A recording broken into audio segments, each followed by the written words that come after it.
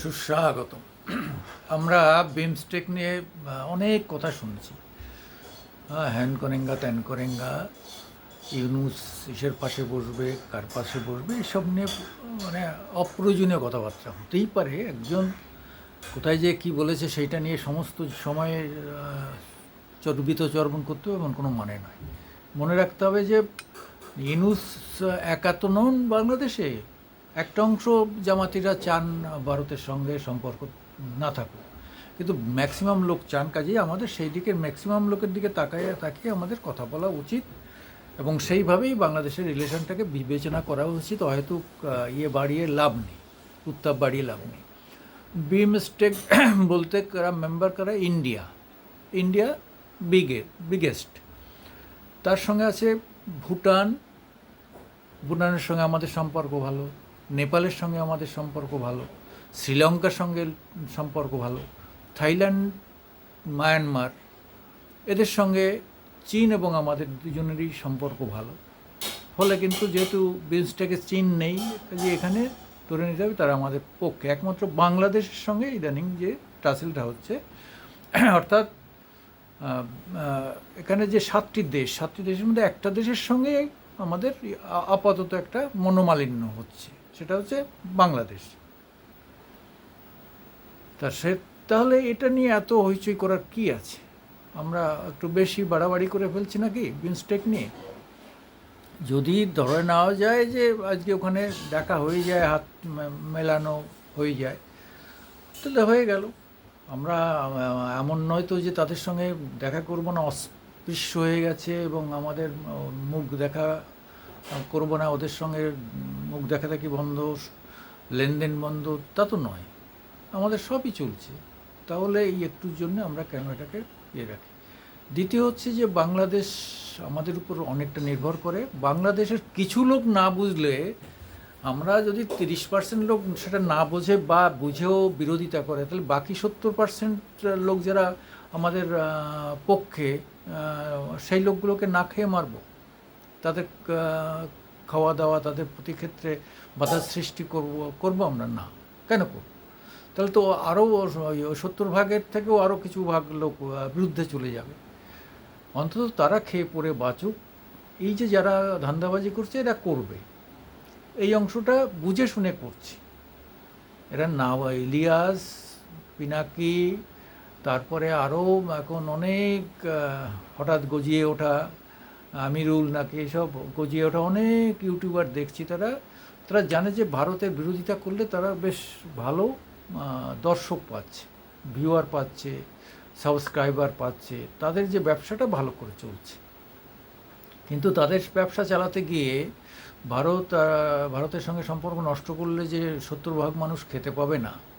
তারা যে চালের দাম ছিল 50 টাকা, এখন 95 টাকা হয়ে যাচ্ছে। তেলের দাম ছিল 150 টাকা, সেটা 350 টাকা হয়ে যাচ্ছে। এই জায়গাটা তো এরা দেখছে না, এরা তো এই জায়গাটা দেখছে না। এরা তো চাইছে যে এই লোকগুলো আরও নির্যাতিত হলে, বেশি দামের জিনিস কিনলে এদের ভারতের প্রতি এদের মোহ কাটবে, ভারতের সঙ্গে বিরোধিতা বাড়বে। এই যে আমরা এই ফাঁদে পা দেবো না। আমরা এখনও বিশ্বাস করি বাংলাদেশের ম্যাক্সিমাম মানুষ আমাদের ভালোবাসে। পাকিস্তানের সরকার যত বিরোধী, সাধারণ মানুষের সঙ্গে কথা বলে দেখবেন তারা তত ভারত বিরোধী নন। তা ফলে আমরা কেন বাংলাদেশকে যেভাবে বর্ণনা করছি, সেটা যেন ভয়ঙ্কর, ওরা অগ্নিস্পদ। বাংলাদেশও জানে, আমরাও জানি যে কোনো দিন তারা যুদ্ধ করতে আসবে না, যুদ্ধ সম্ভবই না, বাংলাদেশ ভাবতেই পারে না। এমন তো ভাবার দরকার নেই যে বাংলাদেশ সব লোক পাগল।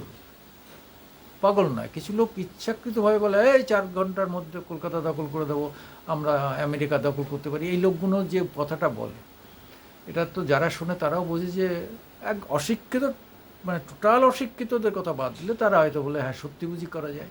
কিন্তু মেজর মানুষ তো জানে যে এই কথাটার কোনো ভ্যালু নেই এবং এটা সম্ভব নয়। তাহলে যখন বাংলাদেশের সঙ্গে ভারতের যুদ্ধ হওয়ার এক পার্সেন্টও সম্ভাবনা নেই, আনার 1 পয়সার সম্ভাবনা নেই, তাহলে সেইটা নিয়ে কেন এত হইচই করে করলো? যারা ব্যবসা করছে ঠিক আছে, সেই ইউটিউবাররা করছে, মিডিয়ার লোকজন করছে, কিন্তু আসল তো সেটা নয়। আসল বাংলাদেশ আমরা খুব ক্লোজ প্রতিবেশী, এবং আমাদের সম্পর্ক এখনও ভালো রাখতে হবে। হঠাৎ করে এসে উপরের থেকে পড়েছেন ইউনূস, যে ইউনূসকে দেখেই আমরা বাংলাদেশকে বিচার করলে হবে না। তবে হ্যাঁ, আমি ইউনূসকে ধন্যবাদ দিই একটা কারণে, যে ইউনূস আজকে যে ক্লাসটা বাজিয়েছে এর জন্য কিন্তু আমার ধারণা যে বাংলাদেশের সঙ্গে আমাদের সম্পর্কের অনেক ত্রুটি, অনেক খুঁটিনাটি ধরা পড়লো, এবং এইটাকে আমাদের রিপেয়ার করলে আমরা আরও ভালো থাকবো। আগামী দিনে বাংলাদেশেরও ভালো হবে, আমাদেরও ভালো হবে। আপনারা কি আমার সঙ্গে একমত? আমি মানে বললাম তো, আমি হঠাৎ করে গত পরশুদিন থেকে পাল্টে দিয়েছি। আমি দেখলাম যে ইউনূসকে দোষ দিলাম না, ইউনূস তো সত্যিকার ডিফেক্ট জায়গাগুলো ধরে দিচ্ছে।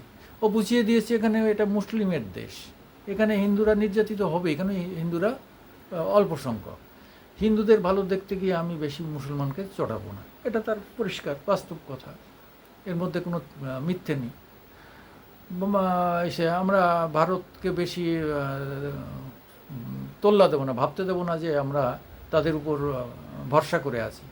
প্রকৃতপক্ষে ভরসা করে আছি, কিন্তু সেটা বুঝতে দেবো কেন? আমরাও তো তাদের সঙ্গে একটা সম্পর্ক চাই, সমান্তরাল সম্পর্ক চাই, ভালো কথা।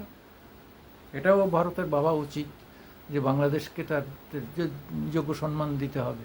কখনোই বলা উচিত নয় আমরা এখানে বসে বসে বলবো বাংলাদেশ আমরা জন্ম দিয়েছি, এই কথা বারবার বলার দরকারটা কি? সেটা ঐতিহাসিকভাবে সত্য।